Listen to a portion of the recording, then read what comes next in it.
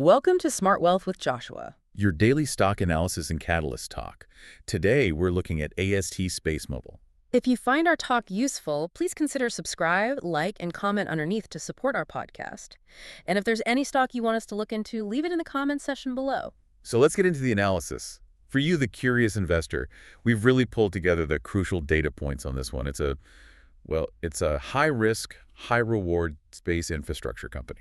And our mission today is to kind of cut through the noise, right? Figure out if they are truly building the world's first cell tower in space. That's the big question. Okay, so let's unpack this. The fundamental story here, I think, the core of the bull case is that this company is finally transitioning. Right, from pure R&D into a real commercial enterprise with actual sales. Exactly. For years, they were just burning capital to prove the tech could even work. And the proof is in the numbers, in the magnitude of that revenue ramp. I mean, when you look at the recent sales figures for Q3 2025. It was, what, $14.7 million? $14.7 million.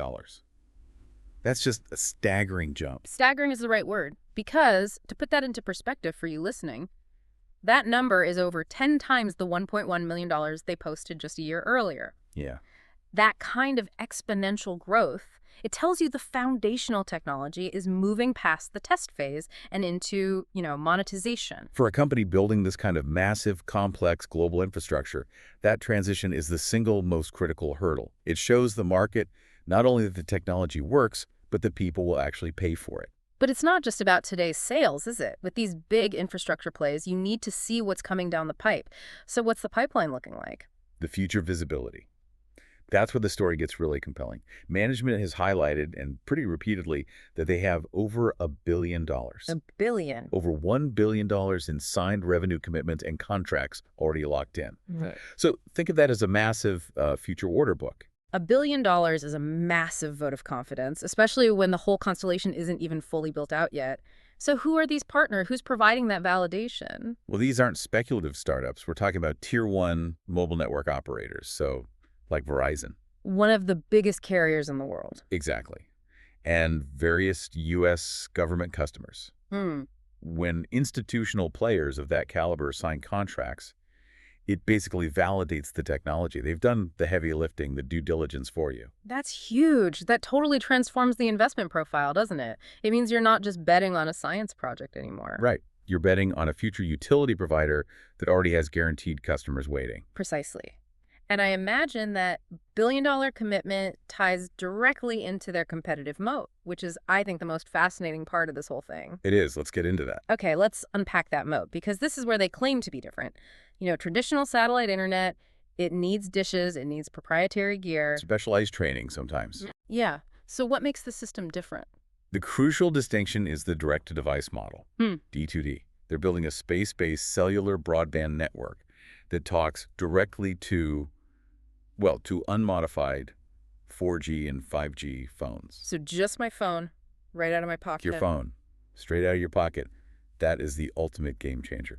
It has to be. I mean, you think about the competition, Starlink, Viasat, they all require you to buy some kind of special terminal or a dish to connect. Which is great for a fixed location or, specialized market. But it's useless for the average person who's just hiking or driving through a dead zone with their normal smartphone. Correct. The goal here is seamless coverage extension. You're just on your carrier's network, and when you leave the range of a normal cell tower, the service automatically, invisibly hands you off to a satellite. And that requires some serious tech. I mean, these have to be huge satellites to talk to a tiny phone antenna from space. Incredible technological sophistication, yes. So the moat isn't just the complex satellites, though that is obviously patented IP. So where does the real long-term protection come from? The real power comes from the blend of that technology, the spectrum, and the partnerships you mentioned. By partnering with MNOs like Vodafone and Verizon, they get access to licensed spectrum all over the globe. Spectrum those carriers already control. Exactly. And use for their existing customer base. It's brilliant because it solves that chicken and the egg problem. They don't have to build a user base from scratch. Their partners are basically marketing for them. Those carriers want to eliminate coverage gaps for their hundreds of millions of subscribers. It creates these powerful network effects that are incredibly hard for anyone else to replicate. Those frequency bands are already spoken for. That kind of scale needs a huge industrial operation, though. You can't fulfill $1 billion in contracts by hand-building satellites in a garage. No, you can't. And it's aggressive. Hmm. Their manufacturing scale-up is a really important indicator for investors. They are rapidly expanding production with two new large-scale sites. In Texas and Florida. In Texas and Florida, yes. This is where the Bluebird satellites are going to be mass-produced. And the workforce has apparently more than doubled in the last 6 months to get this done. That level of focus, it just signals a clear shift from R&D to capacity building. Absolutely. They're positioning for a future where cost and scale dictate who wins. Building that first-mover advantage is just crucial in this field. Okay, so we've talked massive upside, we've talked validating contracts, but let's hit the elephant in the room that comes with building any global utility, financial health. Right. This sort of build-out doesn't come cheap. You hit the nail on the head. And while that revenue growth is explosive, free cash flow and, reported earnings, they remain deeply negative. They are spending money much faster than they're bringing it in. Which, for anyone listening who isn't familiar with this kind of investing, is to be expected. They're in an intense, front-loaded capital expenditure phase. The CapEx is heavy, but the key is to look at why they're losing money. The bull argument is that these are strategic investments. External financial modeling, DCF work, specifically, it shows the extraordinary potential of this asset once it's deployed. I want to focus on those projections for a second because they are extreme. We've seen external models projecting free cash flow turning strongly positive by the early 2030s. And supporting an intrinsic value of, well, potentially over $190 a share. That number sounds wild compared to where it's trading now, but it frames the current losses as underwriting a massive future asset. It tells you that if they execute perfectly, the reward is highly asymmetric. It's definitely for investors who can look 10 years down the road. To fund all this, they need a strong balance sheet. What's the current status of their war chest? They recently strengthened their liquidity. After their last report, they had about $652 million in cash, which was bolstered by a $660 million debt issuance. So a comfortable runway. For now, yes. But you can't talk about a capital raise without talking about the big concern, dilution. Recent headlines were all about a huge new financing package. Between $850 million and $1 billion, right? In convertible notes and stock. It was. And that caused immediate volatility in the stock, as you'd expect. Of course. When a company issues new stock, your piece of the pie gets a little smaller. That's dilution. And convertible notes, well, that's just debt that can turn into stock later, so it creates future uncertainty. So how does management mitigate that concern? Are they just selling stock to fill a hole? No, they seem to be strategic about it. Here's the key countermeasure. They're using part of that new financing, up to $50 million, to repurchase existing convertible senior notes. So they're streamlining, using new money to retire old, maybe more complex debt. Exactly. It simplifies the capital profile, removes a potential overhang from those older notes. They're locking in long-term funding while cleaning up legacy obligations. And the leverage ratio, around 2.1x, is pretty manageable for this kind of infrastructure build. It is. So here's where it gets really interesting for me. The market performance. Despite all the pullbacks from financing news and dilution fears, the overall technical momentum has been, well, explosive. At one point, the stock was up around 250% year to date.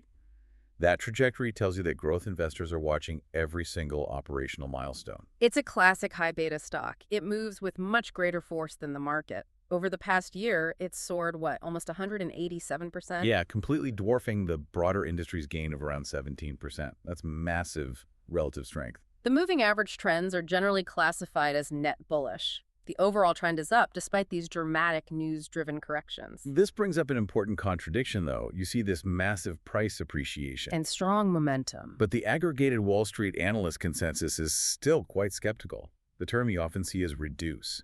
That feels deeply disconnected. How can the market be so bullish while some traditional analysts are so skeptical? It sets up a classic Wall Street behind-the-curve scenario. The market is reacting in real time to the de-risking events, the revenue, the billion in commitments. While the analysts are moving slower. They tend to. They're likely still heavily factoring in past dilution and the sheer technological risk involved. It's hard to put a $190 target on something that isn't 100% proven yet. But we have seen the beginning of a shift, right? I mean, firms like Deutsche Bank recently raised their price targets. Absolutely. Those upgrades act as sentiment tailwinds. As they continue to execute and de-risk the story, especially with the launches, you should expect more analysts to increase their targets. Okay, shifting gears. Let's focus on the immediate future. What are the catalysts to watch for over the next, say, 3 months? Operationally, the single most critical event is the approaching Bluebird 6 launch. Right. The announcement of a launch alone has historically driven a meaningful re-rating, a successful launch and deployment. That's the next major de-risking step for the whole thesis. And beyond just getting satellites into orbit, we need to watch the expansion on the ground, the ramp up of those new Texas and Florida facilities. Any press releases on production milestones? When those Bluebirds start rolling off the new lines at scale, that validates their ability to meet cost and capacity goals. And of course, integration with partners. Any announced service start dates from Vodafone or Verizon would be a massive catalyst. Because that's when the committed revenue turns into actual cash flow. That's the ultimate validation. And on the financial side, just the final closing of that recent financing. Once the market sees that capital is secured, the temporary overhang from dilution should just dissipate. So if we synthesize all that, we have a compelling bull case. But we have to reiterate the core bear case: execution and technology risk. This is a complex engineering task that has never been done before. Can they reliably launch, deploy, and operate this constellation? Can they integrate it seamlessly? Failure anywhere along that chain? It invalidates the entire investment thesis. That's the highest hurdle. But the key mitigating factor remains the involvement of partners like Vodafone, Verizon, and the U.S. government. Their participation suggests a high confidence level that the fundamental technology works. And as we said, given the skeptical consensus and recent pullbacks, it's plausible that a fair amount of the dilution and operational risk is already factored into the current price. So what's the final takeaway for someone listening to this? I'd say AST SpaceMobile is a long-duration growth story with asymmetric upside. They're positioned to be a category-defining cell tower in space, and that $1 billion in signed commitments validates the model before the full constellation is even up. So this is clearly a story for a specific type of investor, one willing to underwrite that execution risk for massive long-term potential, and someone who can stomach the extreme volatility that comes with this kind of transition. We encourage you to stay informed and continue your research on this fascinating company as they approach those critical launch milestones. Make sure you subscribe to Smart Wealth with Joshua so you don't miss our next analysis.